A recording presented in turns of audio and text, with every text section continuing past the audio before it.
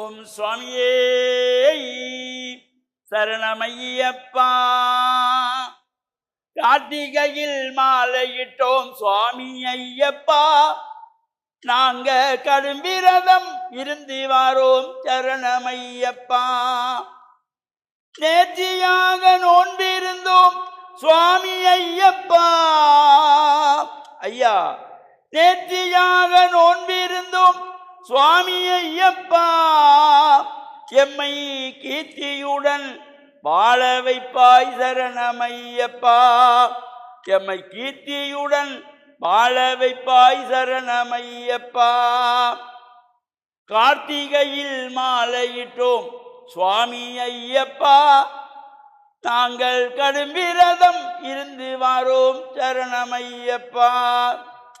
இருமுடியை சுமந்து வாரோம் சுவாமி ஐயப்பா.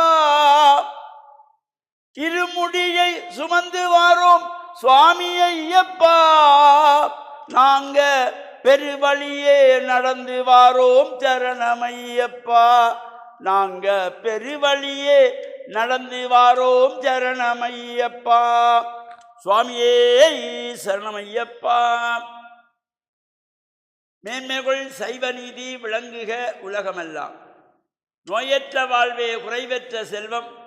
அந்த நோய் நொடிகள் இல்லாத வாழ்வு இந்த உலக மக்கள் எல்லோரும் வாழ வேண்டும் என்று கலியுகத்தின் காந்தமலை ஜோதியாகிய சபரிமலை சுவாமி ஐயப்பனுடைய திருவடிகளை சிறந்தாழ்த்தி டான் தமிழொலி ஓம் தொலைக்காட்சி நேயர்கள் அனைவருக்கும் சர்வதேச இந்து மத குருபீடம் அகில இலங்கை சபரிமலை ஸ்ரீ சாஸ்தாபுரத்தின் சார்பில் இனிய வணக்கங்களும் நல்லாசிகளும். என்றும் மங்களகரமான குரோதி வருஷம் மார்கழி மாதம் 22ஆம் நாள் 6/1/2025 திங்கட்கிழமை. இன்று மலர்ந்திருக்கின்ற இன்றைய பொழுதும் நம் எல்லோருடைய வாழ்விலும் எல்லா விதமான சிறப்புகளும் வெற்றிகளும் கிடைக்க வேண்டும் என்று பிரார்த்தித்து, இன்றைய தினம் சோமவாரம் என்கின்ற திங்கட்கிழமை. இன்று அகில இலங்கை சபரிமலை சாஸ்தாபுரத்திலே மாலை அணிந்து புனித சபரிமலை யாத்திரைக்கு செல்லுகின்ற ஐயப்ப பக்தர்கள், ஐயப்ப சுவாமிகள் எல்லாம் இந்தியா சென்று இந்தியாவிலே இப்பொழுது திருச்சி உச்சிப்பிள்ளையாரை அனைத்து சுவாமிகளும் வழிபாடு செய்து அங்கே திருச்சியிலே அந்த கல்யாண மண்டபத்திலே இருமுடி கட்டுகின்ற பூஜை வழிபாடுகள் சிறப்பான முறையிலே அழகான முறையிலே அனைத்து சுவாமிகளும் அங்கே அமர்ந்திருக்க, மங்கள வாத்தியங்கள் முழங்க, சுவாமியே சரணமையப்பா என்ற தாரக மந்திரத்தை உச்சரிக்க, விக்னங்கள் இருக்கின்ற விநாயகரை வேண்டி முதலிலே விநாயகர் வழிபாடு மகா கணபதி ஹோமம் நடைபெற்று அதன் பின்பு பஜனையோடு இந்த இருமுடி கட்டுவது என்பது, இந்த மலைக்கு பெருவழி செல்லுகின்றவர்கள் இருமுடி சுமந்து செல்வது. அந்த இருமுடி என்பது ஒரு துணி பையிலே 2 பக்கங்கள் 2 அறைகள் போல இருக்கும். அது ஒரு பையிலே பூஜைக்கு தேவையான சுவாமி ஐயப்பனுக்கு அபிஷேகம் பண்ண கொண்டு செல்லுகின்ற நெய் நிரப்பிய தேங்காய், இந்த 3 கண் தேங்காய்க்கு ஒரு கண்ணை திறந்து நடுக்கண்ணை திறந்து அதில் நெய்யை உருக்கி ஊற்றித்தான் அதை அடைத்துக் கொள்வது.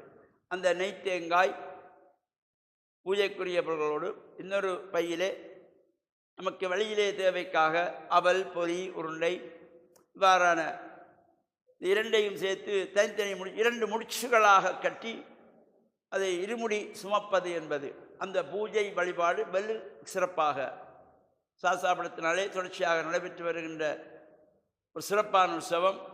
அங்கே தமிழ்நாட்டிலே உள்ளவர்கள், கேரளாவிலே உள்ளவர்கள் கூட இந்த இருமுடி பூஜையை பார்த்து மெய்சிலித்து நிற்கின்றவர்கள். அவள் அழகான முறையிலே எங்களுடைய சாஸ்தாபுரத்திலே அந்த சுவாமிகளினாலே அதற்குரிய ஏற்பாடுகள் செய்யப்பட்டு, இங்கே நாம் செய்கின்ற பூஜைகள் போல அங்கேயும் சென்று அந்த பூஜைகளை எல்லாம் சரிவர செய்து இந்த இருமுடி பூஜை வழிபாடுகள் நடப்பது.